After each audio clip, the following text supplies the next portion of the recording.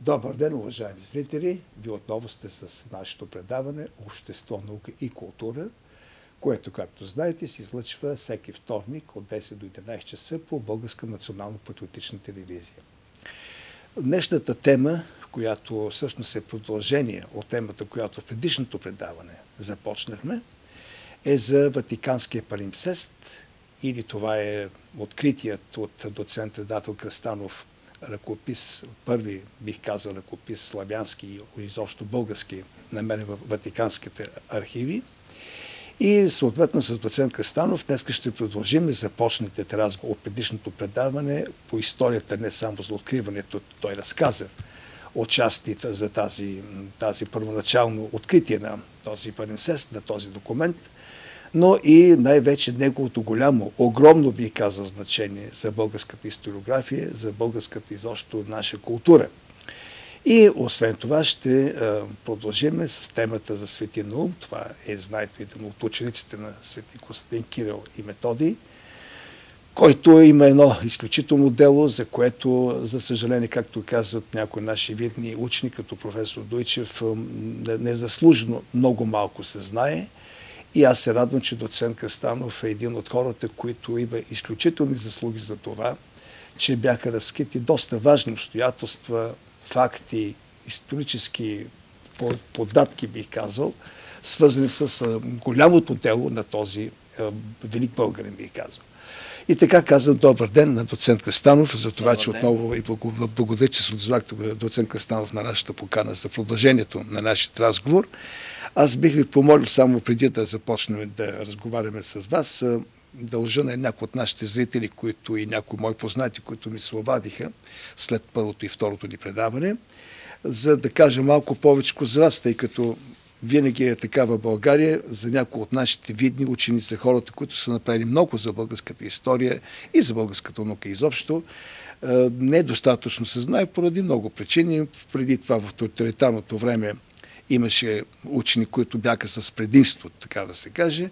След промените в България, за съжаление, много малко се направи учените, които в тоталитарната ситуация така бяха немиропомазани, да имат възможност наистина да проявят или да бъдат представени съвсем достойно, но тъй като много от тях са пределно скромни като вас, тъй като много от тях не виждаха своето призвание в това да насочат вниманието към себе си, те напротив продължиха най-достойно като вас да се трудят на историческия фронт и да правят своите поредни открития. Но проблемът е, че за личността на тези наши учени, за тяхната много достойна мисия в българското наше общество и в българската наука, не е достатъчно се знае. Позволете ми във ваше присъствие да кажа само няколко думи за вас, които пропуснахме в предишните предавания. А това е, че вие сте завършили Софийската духовна семинария, когато тя беше в Черепиш. Да. Някъде 53-58 година. След това завършите Софийският университет специалност класическа филология, а втората и специалност и археология, което трябва да се знае от нашата публика. Също така сте имали голям шанс, поради вашите интереси и вашите сериозни научни занимания и по това време, да бъдете на специализация в Ватиканската апостолическа библиотека, където всъщност вие правите и вашето откритие на Ватиканския палимпсест. И освен това сте били на дълго години специалист филолог в Института за балканистика при БАН, научен сътрудник в Църковно-исторически архивен институт при Българската патриаршия, доцент сте в Югозападния университет, член на Съюза на учените в България сте също така и член на филмаутор. Научните им интереси са българските просветители, елинисти и българо-гръцките взаимоотношения през Възраждането, културни и църковни истории в Югоизточна Европа от Средновековието до Възраждането. Също така културно-историческото ни наследство. Изучавате ръкописи специално славянските палимпсести, което е нещо голямо в достижение, тъй като аз не знам докато учим до сега да се занимава толкова, бих казал, с такова постоянство и с такова задълбоченост в тази насока. Имате участие в неизброими национални международни конгреси и конференции като в Атина, Благоевград, Букурещ, Варна, Киев, Краков, Москва, Пловдив, Рим, Сливен, Солун, София, Сполето и на много места. Вашите тук сиби, в което видях участие участието ви в тези международни конгреси и вашите доклади показват, че ви имате една изключителна историческа мисия, но, както се казва, радвам се, че чрез Българска национална патриотична телевизия можем да представим и вашето творчество, и вашето научно дело. Сега, това, което много минали път е впечатлило някои от нашите зрители, е, че те пожелаха да продължим малко по-обобщаващо и бих казал така събирателно, да кажем няколко още, бих казал, слова за значението, огромното значение на Ватикански палимсест. Но тъй като някои зрителите днес за първи път ще видят предаването, много ви моля с няколко думи да опишете самото откриване на палимсеста, защото те много молят за това като начало на това предаване, и след това да продължим темата за значението на палимсеста за изобщо българската история, за българската ни култура. Така как вие попаднахте на палимсест? Това е най-първият документ на славянската писменост изобщо. Благодаря ви за въпроса и за интереса. За мен беше удоволствие. Дълги години, както казахте, вижте, значи в живота няма нищо случайно, нихил сине кауза. Необходим е дългогодишен труд, поддадена диря, за да може да се намерят някакви плодове след време. Вечна памет на професор Дуйчев, професор Александър Фол, професор Илия Цоневски, които ме препоръчаха и ме изпратиха в Ватикана. 1981 година, когато се честваше 1300 години от признаването на българската държава в Европа, аз пристигнах в Рим. И там, когато отидах във Ватиканската библиотека, първото нещо потърсих какво има за България. Имаше, за съжаление, съвсем малко картички специално за България. Това е в Ватиканската. В самата Ватиканска библиотека. Защото иначе архивите са отделно. Те са отделно и за България специално. Аз отивам да работя в Ватиканската библиотека, за да уча гръцка и латинска палеография, тъй като аз съм завършил класическа филология. Действително, още първия ден префектът на Ватиканската библиотека ми попита дали и аз ще се занимавам с славянски ръкописи. Аз му казах не, аз не съм специалист тук. Има специалисти, които описват славянските ръкописи във Ватиканската библиотека и аз няма да се занимавам с това. Но аз съм специалист предимно с гръцки език и латински, евентуално, ако намеря нещо, разбира се. И така, започнах всеки ден редовно да отивам в Ватиканската библиотека, а след обяд отивах в една друга библиотека, тя се казва на Папския институт за изтока, ПИО, и там няколко дни преди бъдния вечер попаднах на едно писмо, за което се казваше, че било фалшификат на папската курия. То е от 1232 година и е от Вселенския патриарх Герман II, който пише до папските кардинали и беше публикувано само на латински. То започва така. Не само ние гърците, но и много други източни народи и многоплеменния руски народ ке и мегалоникитом вулгарум Василия и царството на българите с великите победи желаят уния с Рим. Аз като не специалист историк не знаех за това писмо, не бях чувал, нито чел никъде за него. И затова хукнах да търся сведения за него, но не можах нищо да намеря. И едва след началото на новата 1982 година забързах за Ватиканската библиотека да потърся за това писмо.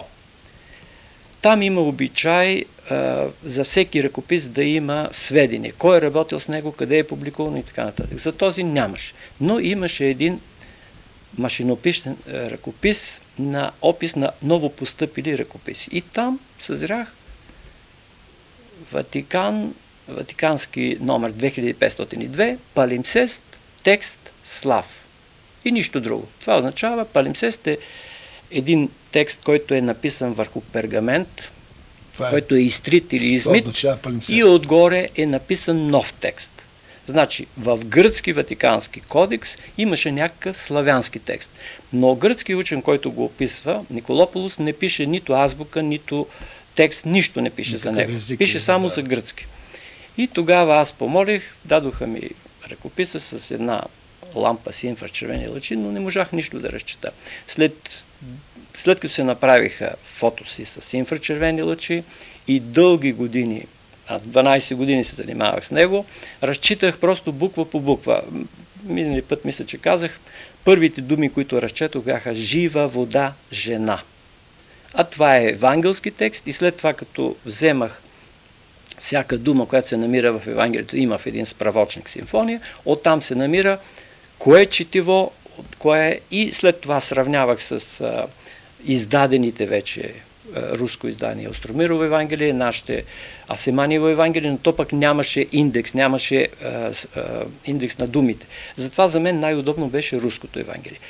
И сега, разбира се, аз изнасях на редица места съобщения и след като аз бях разчел 186 страници, трябваше да го издадем с професор Добрев, но професор Рикардо Пикио ме помоли да дам нещо за печат.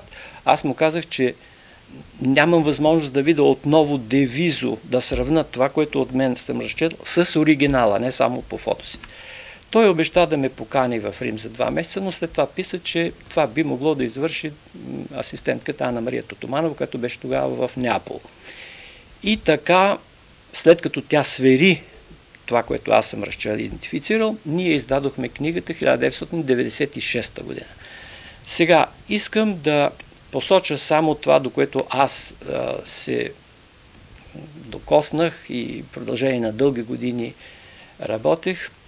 Значи, моето мнение беше и си остава, че това е най-стария препис на първата славянска и българска книга изобщо. Това е първата българска книга всъщност. Значи, още на времето беше написано, че това е най-старата българска книга. Сега, понеже тя е българска и славянска, навсякъде по света се говори за славянска. А ние си говорим за българска. Ние говорим, аз затова написах, кога бе открита най-старата славянска книга, българският ватикански палимсест от 10 век. Това е изключително важно. Защо? Защото се спори. Значи, забравих да кажа, че азбуката е кирилица, текстът е евангелски, но кратко изборно Евангелие. Тоест, това е Евангелие, което се чете на големите празници, което се започва от Великден или Пасха и така нататък до 50-ница за всеки ден, а след това за съботите и неделите.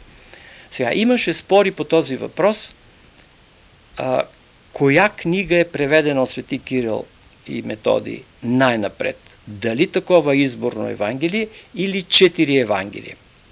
И нашата наука и въобще славистиката до сега господстваше мнението, че това е именно кратко изборно Евангелие, каквото е това, както е Асеманиевото Евангелие и Савина книга.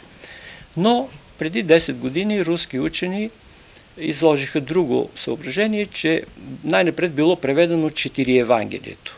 Това е Алексеев и цял състав научен, като посочваха една дума хризма, която се намирала в едно типографско Евангелие, 4 Евангелие. Аз обаче не съм го написал това нещо, само в църковен вестник го описах и то предполагам, че трябва да излезе. Намерих думата хризма и в моя текст. И второ, по всички особености на език, стил, начертание, текстът е наклонен надясно, това е устав.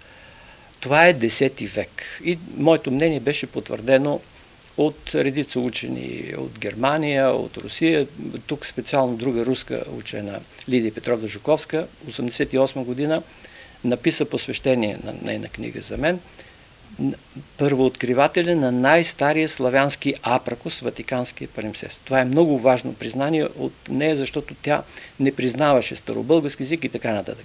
След това на конгреса 1988 година, когато аз изнасях моето съобщение, Ватиканския палимсест сравнен с другите ръкописи, тя заяви, ето безспорно български паметник 10 век. Безспорно български паметник 10 век. Това е изключително признание. След публикуването на текста,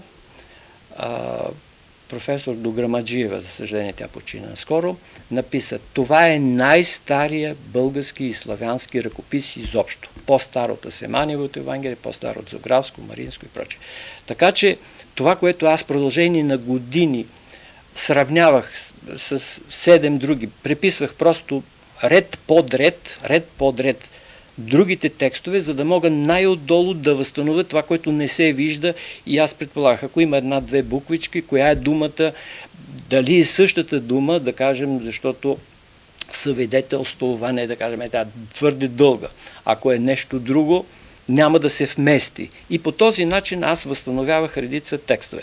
Така че искам да кажа, че според мен, значи, това е най-стария препис от 10 век на първия превод от Свети Кирил и Методий преди да тръгнат за Моравската мисия. Тоест преди 863 година. Безспорно български паметник, нищо, че е на кирилица, значи кирилицата е била в България през началото на 10 век. И друго най-важно, най-старият точно датиран и локализиран славянски ръкопис изобщо, това е Остромировото Евангелие, приписано в Новгород 1056-57 година, е точно по такъв български образец, само че той е бил вероятно царската библиотека, приписан в на едър шрифт, на по-голям формат, украсен с злато и прочие. Това го пише пак един Щепкин по повод на други неща за изборника на цар Симеон. Казва, той е приписан от такъв български паметник от 10 век, който е бил богато украсен и така нататък. Така че това за мен е достатъчно да отреди на Ватикански палимсест изключително важно място в проучването по-нататък на възникването, първите преписи, формати, ако щете, и много други особености. Езика е безспорно. Сега, аз направих едно съобщение и беше публикувано в списание Наука 92 година за откритието на Ватикански палимсест в подкрепа на малоазийската теория за езика на Свети Кирил и Методий. Малоазийската теория е оформена от професор Куйо Куев в 1940 година. Той казва, че светите брати Кирил и Методий са родени в Солун, но те не живеят през целия си живот в Солун. Те отиват в Константинопол, там се учат. След това те като монаси са на манастирите в планината Олимп. Да. И там те тръгват. Има безспорни други факти, извори, че пък 208 000 славяни от България по Черно море се настаняват 100 години преди тях на река Артан, точно в тази област Витиния. И според мен те са превели на своя език или на езика на това население, което е във Витиния, тези първи богослужебни книги на християнството, на свой език. Това е този за така наречен старобългарски език, който има, разбира се, и различни нюанси. За нас е старобългарски, но тогава е бил жив език. Точно така. Най-вече за това, че вие казахте за източно-българско наречени, по-точно говор, за който вие споменавате във вашите трудове, но по-важното е друго, че доколкото разбираме и в този палимсест се вижда това сродство, това родство между езика на свети Константин Кирил философ и на Йоан Екзарх, доколкото разбирам. Да, или от последващи документи се доказва, че те пишат един и същи език. Разбира се.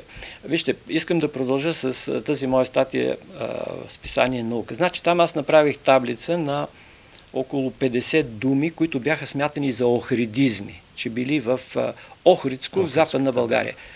Те обаче се намират в този ръкопис на кирилица. Следователно, те не са охридизми, а са по-архаични форми, които след това са били преведени в преславски. Те не се намират в така наречените преславски ръкописи. Тоест, това е един много старинен препис на първия превод, който има изключително важно значение. А що се отнася до езика на Йоан Екзарх български, и на свети Константин Климент. Да, аз ще повторя мисълта на чешки учен Вацлав Вондрак. 1896 година той пише специално изследване за езика на Йоан Екзарх български. И там подчертава следното. Езика на Йоан Екзарх е много богат, има членни форми, които е типично на българска черта, която няма в нито един друг славянски език. Това доказва, че е български. Но казва, не, той е защото той се намира в друг център, живее по същото време, но на друга, той е в свободна българска държава. Те са превеждали сакрални текстове, които трябва да бъдат превеждани буквално. Верещагин направи изследване за този превод, той е пословен, т.е. когато на гръцки има една дума, тя задължително трябва да бъде и на български. Докато Йоан Екзарх превежда една гръцка дума с две български. Това е хендиадион, което е особеност на неговия език. И това го отличава от езика, не от езика, а от начина на превеждане. Ето това е разликата. И той заключава, пише изрично на страница 19. Езикът на Йоан Екзарх е един и същ с езика на Кирило-Методиевските преводи. Това е изключително важно. Преводите, ние не знаем какъв език се говори. Че, както с вас говорихме, ще извинявате, но аз тази тема непрекъснато ще я повтарям за Магнурската школа. Несъмнено това, че Йоан Екзарх е доказано, почти е доказано, че завърши Магнурската школа, за Свети Константин Кирил това е доказано.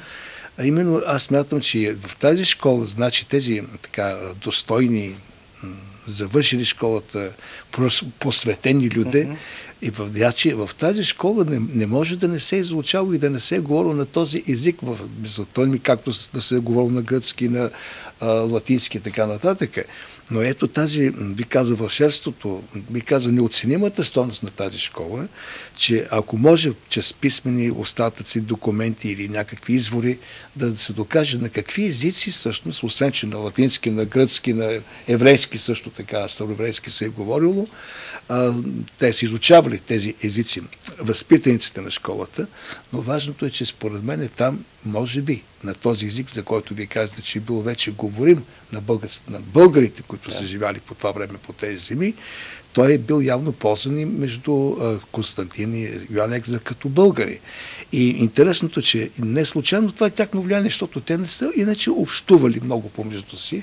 Напротив. Не става просто, че последствие те може да са имали, но имам чувството, че при самото им образование, при самото им израстване като духовни и научни лица, те са имали контакт или по-точно са имали едно и също избор на възпитание, на говор. Вижте, Магнурската школа, както вие пишете и аз смята изобщо, е един университет, в който обаче основните езици са гръцки и латински. Да, това е така. Там вероятно се изучавало и еврейски, може би и сирийски. 100%. Сега, това е едното, но новите данни за Йоан Екзарх, че бил работил в Рим и че е преводач на тълковно Евангелие, ми дава основание за друга идентификация. Аз написах изнасях доклад за кариерата на свети Йоан Екзарх, патриарх български, и на свети Климент, епископ Велички в провинция Западна България. Това е цялото заглавие. Да ви обясня защо. Да. Значи, според тези нови извори, Йоан Екзарх е работил в Рим. Като какъв? Значи, още 866 той отива като боил, който е отлично просветен и посветен от Магнура, но изпратен от българския владетел. Да. Заедно с Петър и Мартин отиват в Рим. Йоан Екзарх остава да работи в Рим, продължение на 12 години, може би. И именно там той е имал възможност да се срещне с светите седмочисленици. Т.е. лично с Константин Философ, брат му Методий и техните ученици в Рим. И когато през следващата година, 868, Петър се връща отново в Рим, заедно с него се връщат и двамата епископи, които са били първи в България. Това са Формоза и Павел, който е епископос Българие, т.е. епископ на България. Значи в България има епископ, и то двама епископи още 866. Да продължите после за това, че ние сме към Рим всъщност. Тогава безспорно. България де юре и де факто е с Рим от 866-870. Тъй като аз съм завършил семинари. Знаете, че малко се знае това в България? Това беше табу. Това беше забранено и не се коментира. Но той сега не се коментира. Значи табуто продължава. Табуто продължава. Но това са факти. А когато... Бихте ли казали, в кое време сме, до кога според вас сме под римска така подчертавам, влияние? Ние сме православни, но това е времето преди разделението на църквите. Това е 150 години преди разделението на църквите. Когато имаме общо християнска религия, когато 5 епископии, които сега са най-видните, изповядват едно и също. И искам да напомня тук, понеже това е изключително важен и актуален въпрос. Преди няколко години пристигна в София Вселенски патриарх Вартоломей, който е човек с много широка култура и така нататък. И на летището каза нещо, което преводачката се сбърка и не посмя да го преведе. А то какво е? А то е, че Вселенската патриаршия и сега признава първенството по чест на римския епископ И ако нашите братя се съгласят с това, аз съм също съгласен да бъда на второ място. Защо? Това е съвсем нормално и логично. Защото, каза, преди 1000 години ние бяхме в единство, цялата Христова църква. Следващото хилядолетие настанаха разделенията.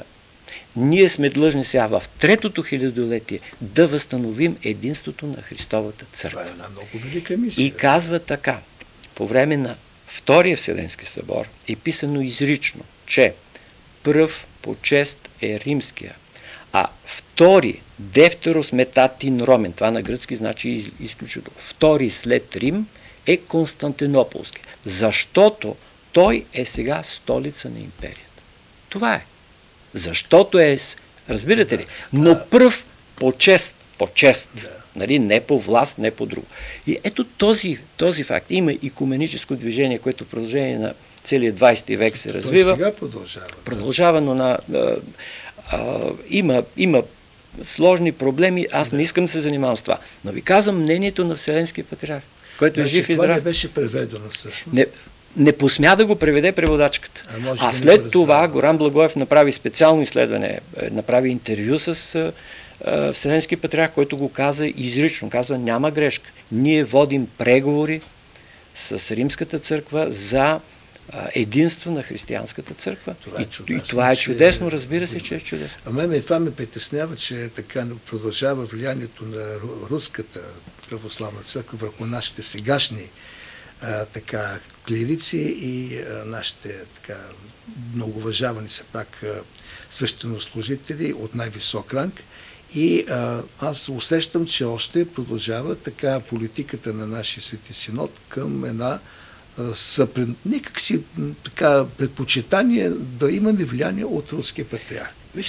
И това не знам защо така още избива на политическа, бих казал, така малко въздействие, не знам по какви причини, т.е. той е известно по какви причини. Проблемът е в това, че ето Вселенски патриарх търси възможности, както виждате, той е започнал тази мисия на приобщаване на икуменизъм, докато нашите, само да споменете сега за Рим, да споменете нещо, веднага ще видите едно отблъскване, едно затваряне и даже няма да пожелаят нашите клирици да разговарят по този проблем, по претекст, че едва ли не това е една съкъм Рим да не ни въздейства по някакъв начин. Което е много странно, аз не мога да си го обясня това нещо, след като ето Вселенски патриарх сам показва, че течението, тенденцията вече и има. Тя отдавна съществува, но той, факт, това на него му прави чест, че той явно ускорява или по-точно дава своята дан за това да се случи. Във времето, разбира се, то няма да стане утре, но фактът е, че това е много... Аз това не го знаех, честно да ви кажа, и съм така много възрадван, че има такова наистина конкретно явление като мисия на Вселенския патриарх. Между прочим, аз се разговарях това, за да бъдем с вас в диалог и с нашия многоуважаван господин Никола Хаджия, който знаете, директор на Националният църковен историко-археологически музей, с който споменахме няколко пъти, че не е така редно в някои спорове, които в нашата църква водят, знаете, при разделението, което се случи тъй, непрекъснато да търсиме, бих казал, думата и едва ли не е въздействието, както на Вселенски патриарх, така опери всичко, както се усеща до сега, от руския патриарх.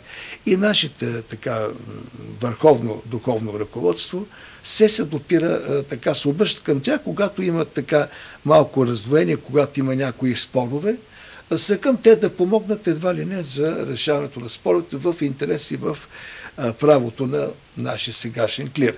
Но аз смятам, че това да търсиш, след като сме автокефална самостоятелна църква, непрекъснато отвънка някой да ти въздейства и то да въздейства на нашето общество, аз смятам, че това е просто недостойно това нещо.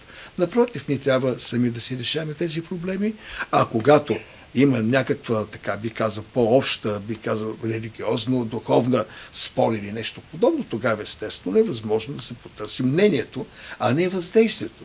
Нашите клирици търсят въздействието на руски патриарх преди всичко, не толкова на Вселенския даже, което за мен е много странно и аз смятам, че това самоподчинение, самоподлагане на чуждо влияние в момента е абсолютно недопустимо и се надявам, че нашите клирици, нашето висше духовенство ще бъде така, ще се осъзнае, че това не бига в никакъв случай повече да продължава. Но това е едно отклонение. И така, значи, това, което ми направи впечатление във вашия труд, който прочетах, той не само за Ватиканския палимпсест, но тъй като в случай за него говориме, ми стана много приятно това, че вие конкретизирате много ясно, много отчетливо за неговото значение. Да. Като вече последствие, след като всичко, което сте публикували, то е излязло, след като вашите разсъждения и на вашата колежка също са вече така станали известни на научната ни мисъл, е хубаво, че вие обръщате внимание за това, че това значение на палимпсеста се съоточава върху това, че е разкрит този опит на гръцките книжовници да заличат българските евангелски текстове, но и възможността нашите текстове да бъдат възстановени, както сте направили вие. Да. Това е голям шанс за нашата история, че вие и хора като вас започвате да възстановявате това, което е изтрито от гръцките тогавашни духовници. Също така ми направи впечатление че както каза и професор, предполагам, Тарнанидис, само по няколко думи и изрази даже би могло да се прозре българската същност на най-старите паметници на славянската книжна в основните области на новата християнска религия в България.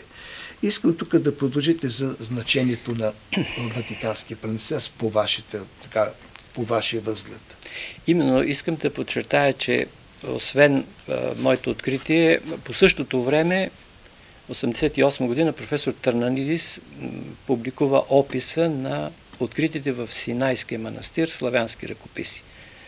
И там има един ръкопис, който е литургичен и за него той пише, че той по съдържание е западен, а по език южнославянски. Което означава, че не е чешки, словашки и някакъв друг, нито руски, а е южнославянски. През 9 век южнославянски е само български. Няма друг. Няма друг. Следователно, това е изключително важен аргумент. Освен това, преди него, още 1980 година, един немски учен, Ернст Ханзак, публикува едно пространно житие на свети Йоан Златоуст, което е преведено от някакъв неизвестен точно гръцки оригинал. Аз предполагам, че даже е възможно да е дело на Йоан Екзер, който го е събирал от различни извори, защото се казва, че това не е само на свети Йоан Златоуст, то е някакъв образец на едно пространно житие, в което се разглеждат много и странични въпроси. Там той казва, това е проримско, но е безспорно български паметник или от самия Йоан Екзер, или от неговия книжовен кръг. Ето тези два аргумента. Продължавам мисълта си за това преносното значение на палимпсест и това, което говорихме за този първ 4-годишен период или време, когато България де юре и де факто е била с Рим. Тоест, тогава имаме старохристиянска книжнина, която богослужението се извършвало на класическите езици, или на гръцки, кой не, или кини, или на латински. В България обаче, освен тези два езика, както ви казах, 868 година нашия представител Йоан стои в Рим. Пристига от Плиска и комит Петър, заедно с двамата епископи, които са били там, събират се и те са убедили папа Адриан II да признае славянската литургия, забележете, аз говоря за литургичен паметник от Синай, важни обстоятелства. Да признае славянската литургия, главно с оглед на българите. Това е мнение на един немски учен Ватенбах от 1876. То е написано от Иречек, аз го намерих у Иречек, обаче под черта отдолу. История на българите. Тоест той не го признава, чех. Защо? Не съвпада с техните. А ако се върнем и към минали път говорихме, има ли преводи от латински на български, съвсем естествено, че има. Докато у нас и в чужбина се казва така. В България никой не знае латински, винаги сме били само с Византи, превели се само от гръцки. Ако има нещо от латински, то било там в Средна Европа, Чехия, Словакия и най-много, ако пък е Югоизточна Европа, то било хърватско. И до там стигат. Аз обаче твърда сега и в публикации, в доклади и прочие лекции, че българските легати, които са в Рим и специално Йоан Екзарх, който безспорно е знаел и латински, е превеждал и той изрично това тълковно Евангелие. Това са 40 беседи на папа Григорий Двоеслов, тълкование на Евангелието. И той казва думата или сказание, или тълк, или тлък. Това е една и съща дума. Сказание означава.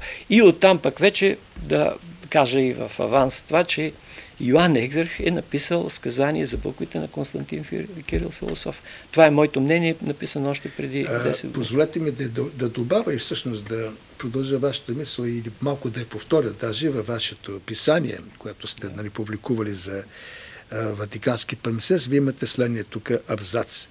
Забележителен е фактът, че през 868 година именно епископ Формоза, завърнал се в България, е задължен от папа Адриан II да ръкоположи Методий и негови ученици за свещеници. Да. Значи тогава папата ги ръкополага за свещеници, което не е малко, значи ето римското влияние. Да. А папата е одобрил преводите на богослужебните книги от Константин Философ и брат Методий и е разрешил ръкоположените свещеници да извършват богослужението с новите български книги в редица храмове на Рим. Ето това, кой го знае това от нашите историци? Ще знае се. Знаете си, че на български тогава и се прави по богослужение с новите български книги в римските храмове. Вижте, преди години направихме... А камо ли да не се превеждат пък текстове на български? Направихме филм за Свети Седмочисленици, неизвестно, и в тази книга Легенда Българика аз събрах и публикувах 5 жития за свети, да я покажем книгата с нашите Охридски, за колеги от студиото. Да говорим, Легенда Българика да я покажем. То е продължение на темата за палимсеста. Ето е книгата. Преносното значение на палимсеста е именно опит за заличаване следите на славната българска история. Ето, показахме вашата книга тук. Когато се върнах и бях позавършил работата с палимсеста, аз се насочих и изнасях доклад и е публикувано даже и на английски език, именно за това писмо от 1238 година.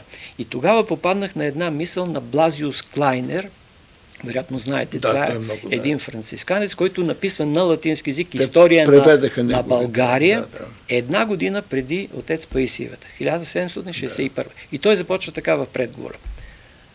Българите са много славен народ, но те са предпочитали да вършат славни дела, но не са ги записвали. Ето. А казва, гърците, които много са патили от тях, са знаели много за тях, но не са желали да пишат нищо. И ако е можело, биха изтрили всичко за тях.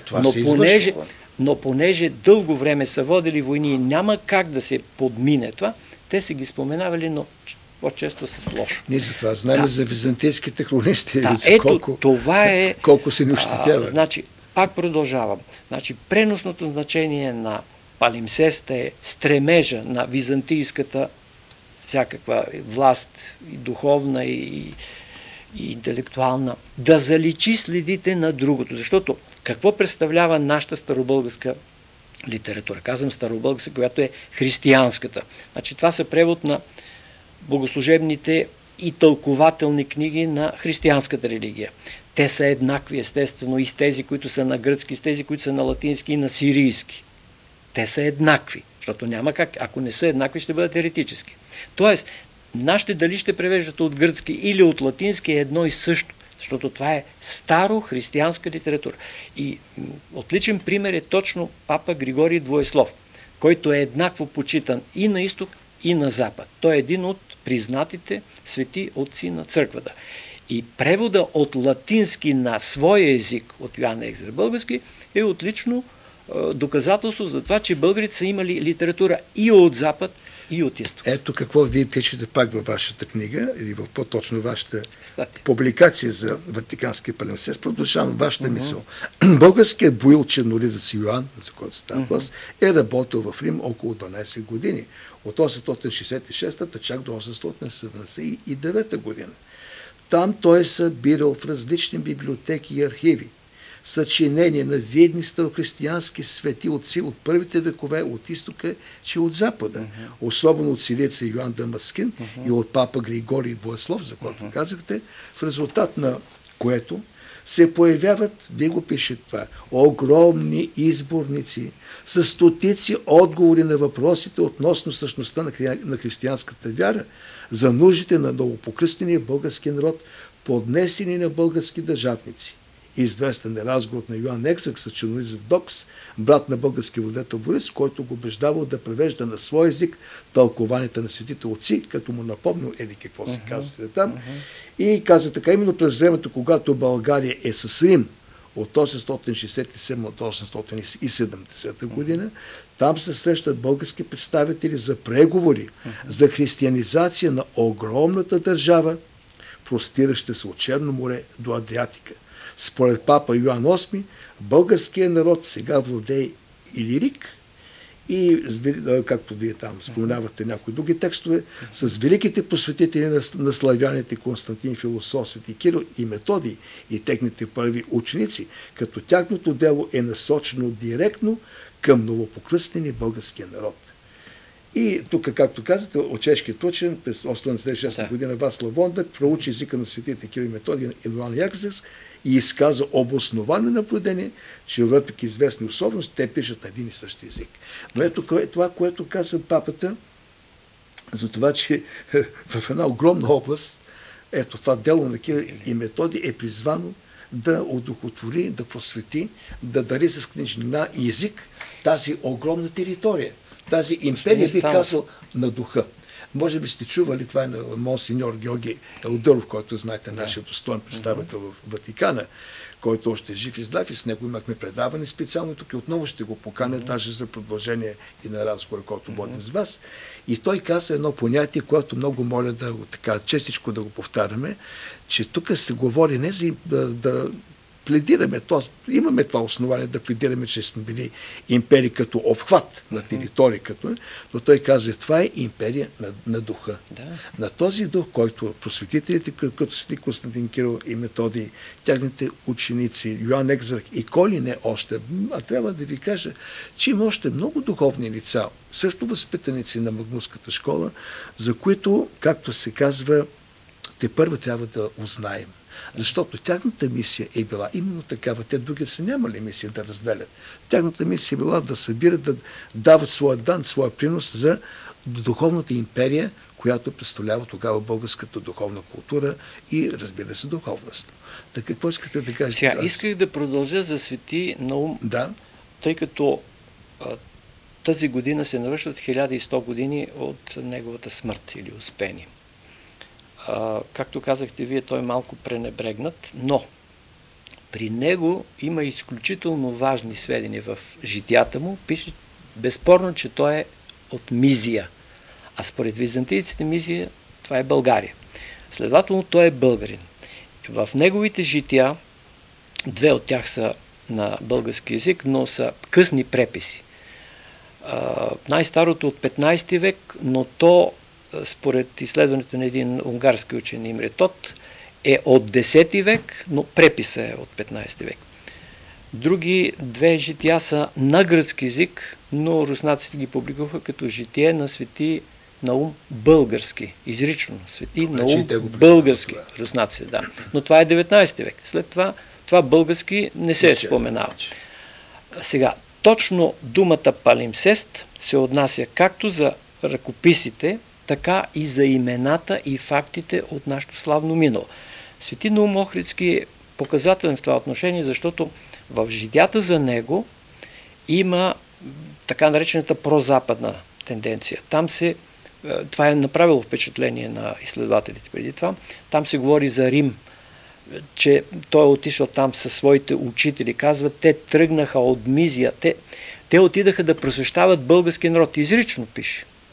и преведоха на неговия език свещените книги, но тръгнаха да поискат вселенският първосвещеник, той да ги благослови. И отиват в Рим и казват, той като свериха неговите хора писанията и намериха, че няма нищо грешно, ги благословиха. И там има цитати, може да се направят, нали, и папата каза, като видя тези книги, каза, свещени са книгите на олтара на свети Петър, църквата, ги благослови и тогава той разпорежда на епископ Формоза да ръкоположи свети Методий за епископ, а Николцина за презвитери или свещеници. Един от тях е свети Наум. И още по-важно е, че казват, те се тръгнаха, върнаха се за България. Когато се връщат, отидаха в Панония, свети Методий вече като архиепископ на Панония и в град Морава. Това е изключително важно. След това те се върнаха и проповядваха в българските земи. Свети седмочисленици също. Да, тези, които се връщат в България изрично. Но когато говорим за свети Наум, трябва да кажем, че той безспорно от Рим идва в българската столица, живее там редица години, защото от 885 или 6, когато са пристигнали, чак до 893 той стои в българската столица.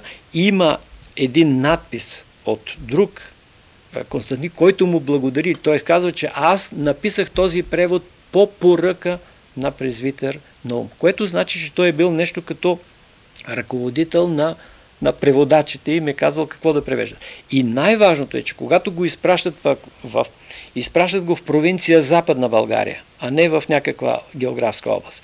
Той отива и казва, той построи храм в чест на Архангел Михаил, който пък е покровител на българския владетел, с богатството и повелението на българския цар Борис и на неговия син Симеон. Ето това са фактите. След като почива той в погребане от свети Климент в 910 година почива на 23 декември и неговите мощи са вършили чудеса. И понеже зимното време е малко неудобно за тези панаири, за посещения, защото там все пак има виелици, студ и така нататък, неговият празник се премества и на 20 юни. Така че има две дати за честване. По тези въпроси са писани много неща. Но едно искам само да кажа, че свети Наум е сред тези свети седмочисленици, който безспорно се говори, че е българин, който безспорно е посетил Рим, оттам се е върнал в България, оттам е изпратен с мисия в провинция Западна България, където е епископията на свети Климент, велички епископ, и там е завършил своето дело. Неговата памет обаче е запазена в много паметници, не само писмени, но и икони и така нататък. И неговата благословие се търси не само от християни, но и от мюсюлмани. Това е известно. Тъй като смятате, че там е така едно духовно въздействие, да, казвам. Да. Аз мисля, че за свети Наум не случайно професор Дуйчев, т.е. академик Дуйчев, така споменава с една тъга, че незаслужено не е така изучаван достатъчно, не е оценен, както той казва. Аз мисля, че това наистина е един много така сериозен проблем за нашата историография, защото наистина в времето, когато нямаме идеологически, политически въздействия върху науката ни, това е нещо, което е възможността да се изследва нещата, които са свързани с такива като него, велики българи, някакси няма интерес или аз не мога да си го обясня. Нашите научни исторически институти нямат ли програми, в които да възложат и на младите ни учени да се заинтересуват върху тези неща, защото, както аз съм посещавал Дубровнишкият архив, има, знаете, Истанбулският, колко е велик архив.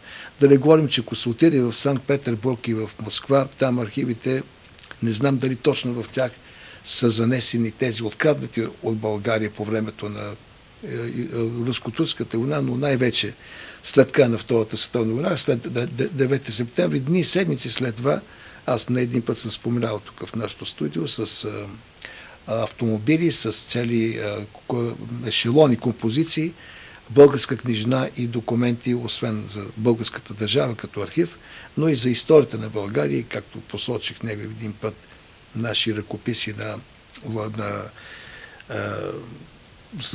би казал, ръкописни книги на глаголица и на кирилица, разбира се, са отнети без никакви описи. Всичко е занесено и сега, когато нашата държавният архив постави пред Владимир Путин и нашия президент въпроса да ни се върнат тези неща, те казват, ами ако ги откриете. И как ще ги открием? Ние не знаем те къде са сложени, на какво место са поставени и има ли индикации за тяхното разпределение.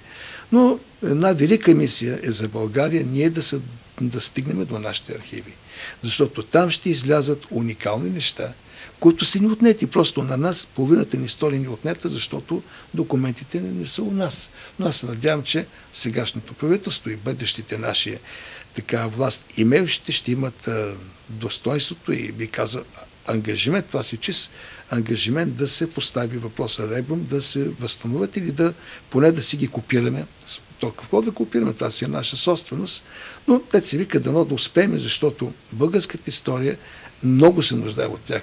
Не, че трябва да се пренаписва тепърва, но в нея има толкова неизвестности, толкова тенденциозно объркани причинно-следствени връзки, че е голям дълг към на всеки историк като вас и като по-младите от вас да направят и невъзможното ние да възстановим, да осветиме нашата истинска история. Много благодаря, господин Кръстанов, за вашето внимание. Бяхте много любезен и се надявам, че тъй като със Свети Ном не казахме всичко, имаме още няколко важни теми. Ако нямате нищо против и следващото предаване ще ви поканя най-сърдечно, за да може да довършиме някои въобще не започнати от нас теми, те са много интересни, тъй като в тях има откривателство от вашата историческа мисия, която имате в науката. Много ви благодаря за вашето участие. И така, уважаеми зрители, благодаря, че бяхме заедно. Надявам се тези неща, които разговаряхме, да се предизвикали вашия интерес. Казал съм многократно, че когато желаете, можете да се обърнете по имейла или чрез телефоните на Българска национална патриотична телевизия за теми и въпроси, които ви вълнуват. Ако желаете да изкажете ваше мнение и становище, сте добре дошли. И така, пожелавам всичко най-добро през тези горещи летни дни, да сте живи, здрави и до новата ни среща.